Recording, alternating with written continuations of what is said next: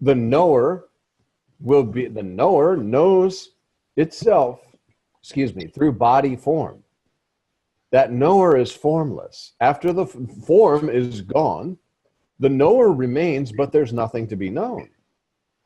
And that's Maharaj. Everything comes out of nothing. Everything dissolves back into nothing. In between, there appears to be something. But that appearance of something is nothing. And it's only for a time. That's why people love the idea of heaven and, that you're going to be an angel on a cloud and enjoying your life and having harps and all this kind of stuff. But it doesn't even make sense when you think about that, because how could heaven accommodate all the different individual people and all of their heavenly concepts? It doesn't even make sense. The idea is that it's no longer in this disturbance. As Maharaj says, body knowledge is not tolerable, because you're constantly trying to protect this body and this being that you believe yourself to be. When all of this idea arose upon your spontaneous presence, and when you know yourself in a real sense, you'll feel it. And when you know yourself in a real sense and you're formless, what form could you possibly desire? And even if you think about individual soul, the individual soul being formless by nature, how is it separate from the, quote, big soul or the self that's also formless? Two formless somethings can't be separate. It just doesn't make sense.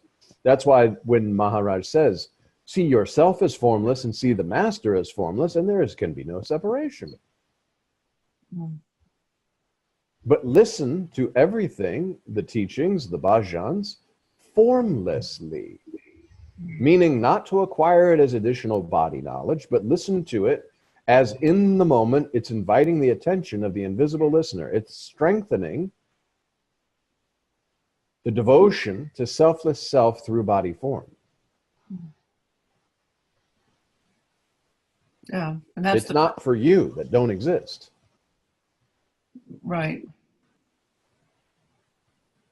Yeah, because the me is caught up with things that come and go, and even the me comes and goes. So, there isn't an entity that is gathering all this stuff that's or achieving a particular state. There's no me to do that. There's no.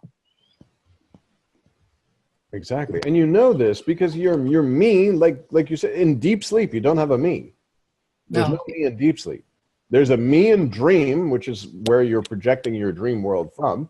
And the waking state is the same kind of way. The deep sleep is basically yourself without any ideas or beliefs. There's no me there. But you can also experience that in meditation. Yeah. And you can also experience that, quote, lack of a me through mantra. You can also experience that lack of a me we talked about before, driving. You're driving and you're just looking at the scene, or you might be on the beach and you're watching the waves, and there's no me in that moment because there's no sense of a self that's identifying with anything. You could watch a sunset, and before you say, oh, it's a beautiful sunset, you're one with it because you haven't spoken to separation.